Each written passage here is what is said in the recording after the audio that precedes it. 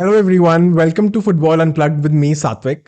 In today's episode, we are going to have a discussion on something that we usually come across in FIFA or something that we usually talk about with our friends, but have slightly less knowledge as compared to some of the other things. Today, we are going to talk about formations in football, and in particular, we are going to talk about the 4-3-3, which is one of the most famous formations and is currently used by some of the biggest teams in the world. Now, talking about the formation or coming from talking about the formation's history, the formation was used by some of the biggest clubs in the world, starting from Louis van Gaal's Ajax or going to Pep Guardiola's Barcelona and now Pep Guardiola's City or a Jurgen Klopp's Liverpool. We are going to have an in-depth analysis of the formation. What are the major characteristics of the formation? What are the advantages? What are the disadvantages? And how does attacking and defensive play in this particular formation takes place? So, talking about some of the characteristics of the formation, as one can easily understand with the name 4-3-3, the formation consists of four defenders, three midfielders, and three attackers. When we're talking about the defensive line, we have two center backs along with two full backs, and we have three in the midfield, which could either be used as one defender, one holding midfielder, and two attacking midfielders, or could be two midfielders in the pivot with one attacking midfielders. And talking about the front three, it is usually two wingers with a center forward, which could either be a target man, someone like an Olivier Giroud, or a false line, which is one of the more famous things right now. A job that Bobby Firmino did perfectly for the famous Liverpool team that made appearances in multiple Champions League finals and also won the league and Champions League. Now, talking about particular roles that each player has in the formation, starting from the goalkeeper, one of the more important characteristics of the entire formation for each player in this formation is to be a good ball player, and that starts from the goalkeeper. One of the finer examples of this is Ederson for Manchester City, who we've seen, shot out some crazy assists to Aguero or Sterling during his time in Manchester City. Now, the idea is for the goalkeeper, if the center defender comes back to receive the ball, the goalkeeper can either play the ball to him, or he should have a good enough passing range so that he can pick out a long ball and pick out one of the wingers as well. Now, coming to the centre backs, again, it is very essential that the two centre backs are good ball players, considering that in the particular formation, the play usually starts from the back. So, unlike a 4-4-2 probably, or unlike a longer goal kick, wherein the goalkeeper takes a long shot, in this particular formation, the play starts from the goalkeeper to the centre backs.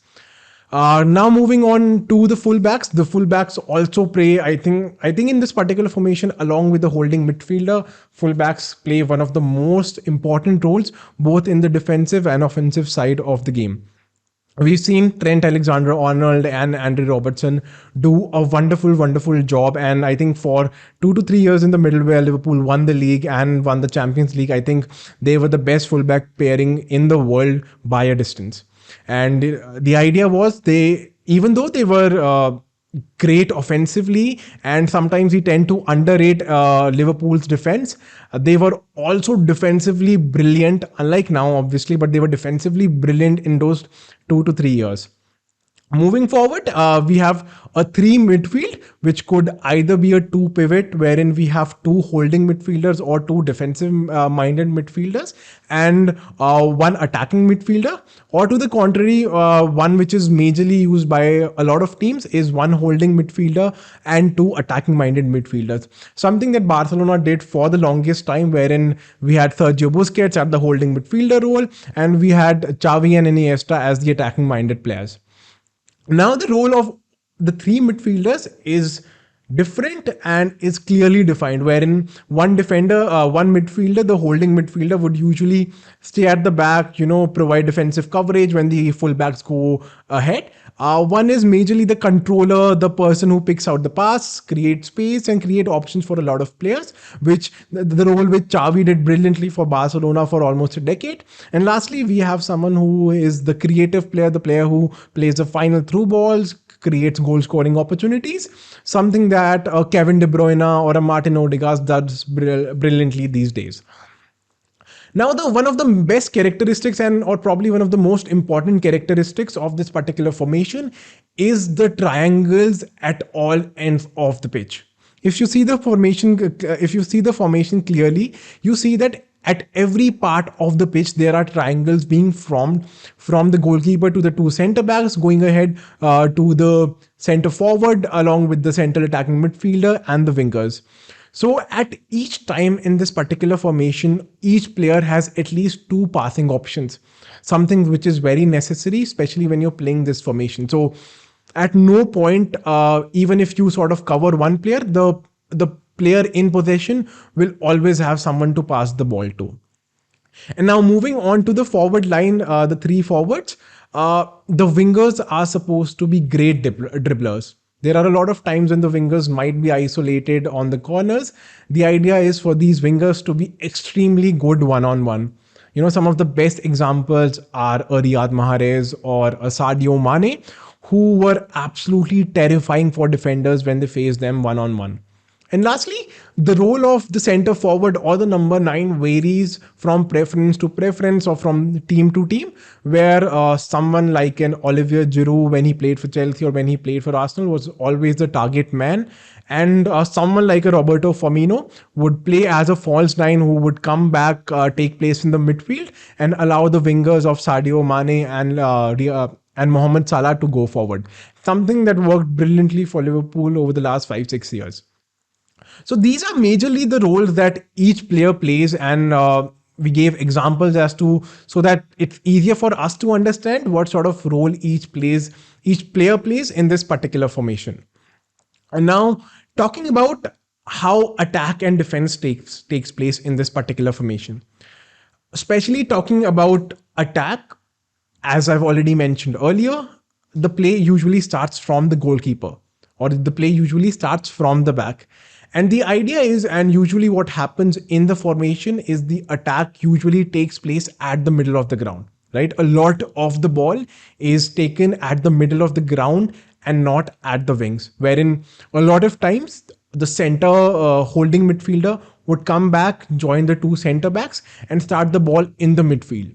So even if you have two attackers, even if the opposition plays a 4-4-2, wherein both the center backs have strikers that are covering them, the addition of the addition of the holding midfielder to the fray actually opens up the position, and the holding midfielder has the space to initiate the play.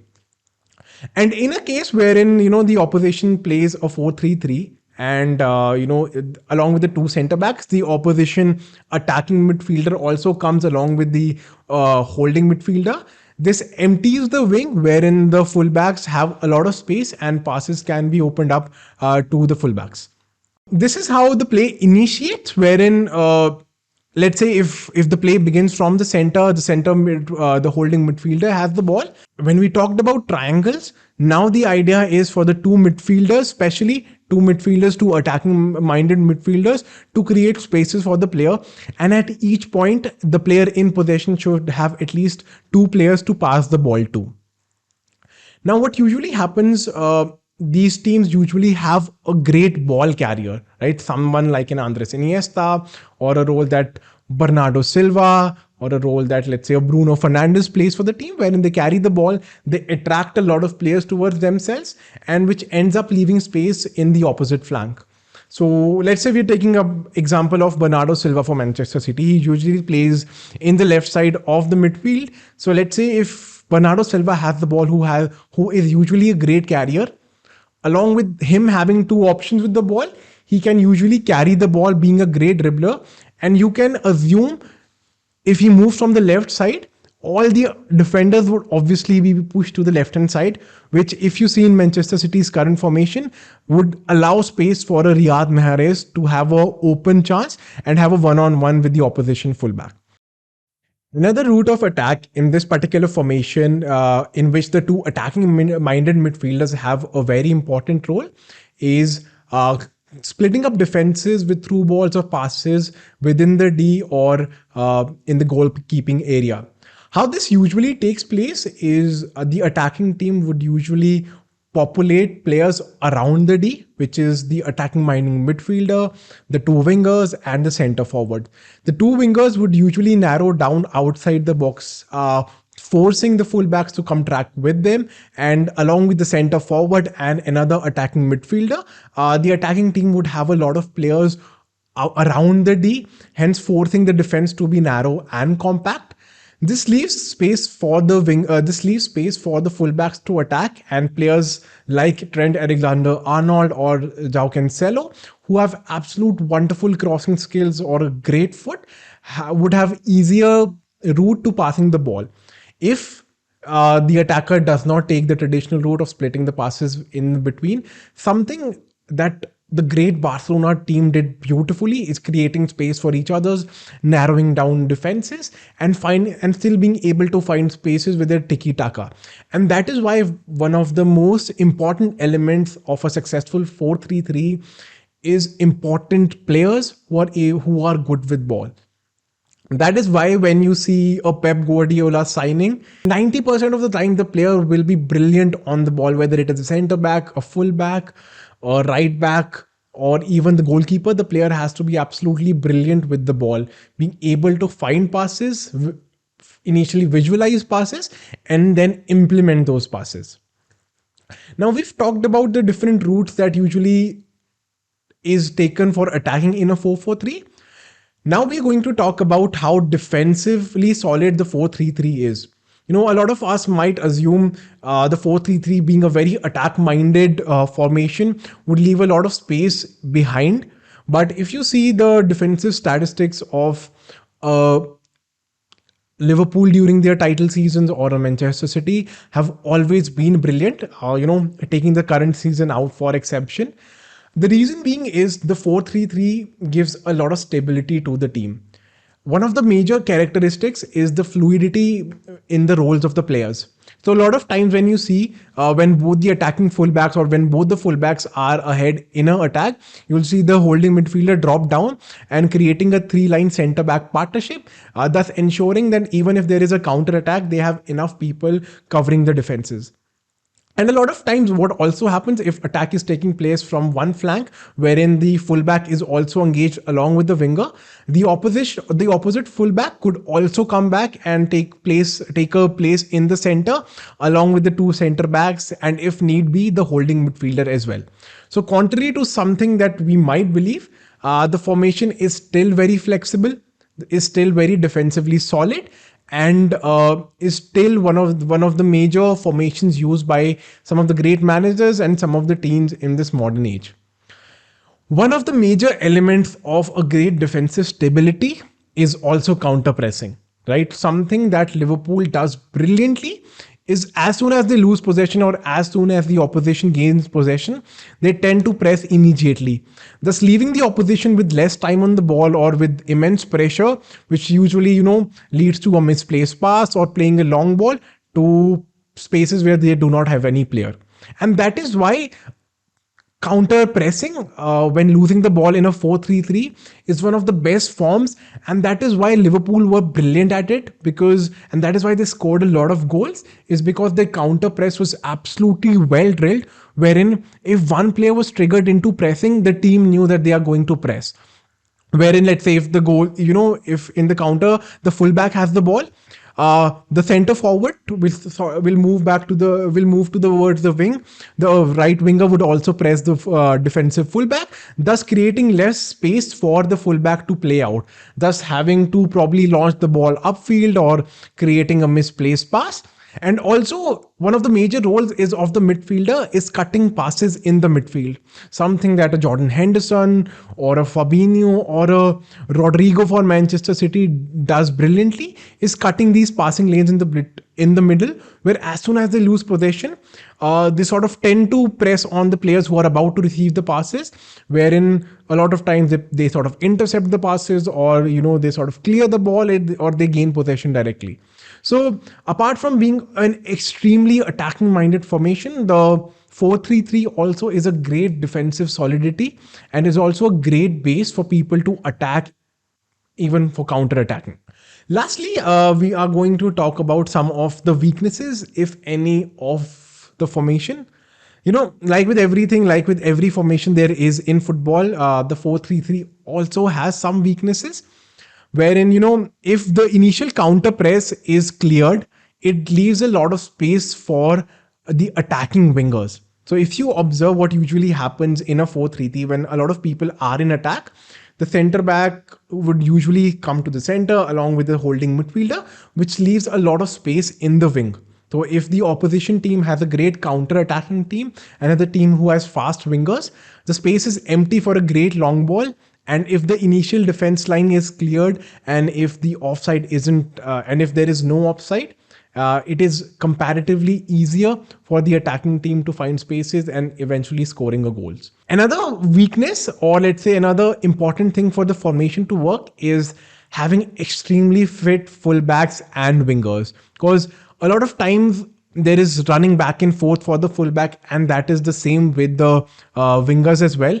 And in a case where the wingers aren't sometimes somehow committed towards defending, something that happened with, let's say, Gabriel Martinelli in the initial seasons, or Riyad Mahrez in the initial season, who did not usually come back for the defense, it leaves position empty for the defense, and hence opening up more than one or two passing options for the attacking team.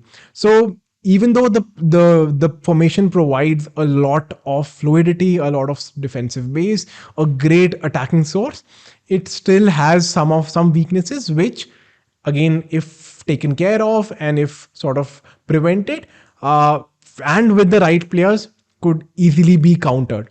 And that is why 4-3-3 is one of the most in demand formations and is used by some of the biggest clubs, whether it is Manchester City or a Barcelona or a Liverpool. This was it from today's video. I hope you enjoyed it. And if you have any suggestions for any new formation, or what formation I should study, or what tactics I should study, I'd love to hear from you guys for any suggestions. Thank you.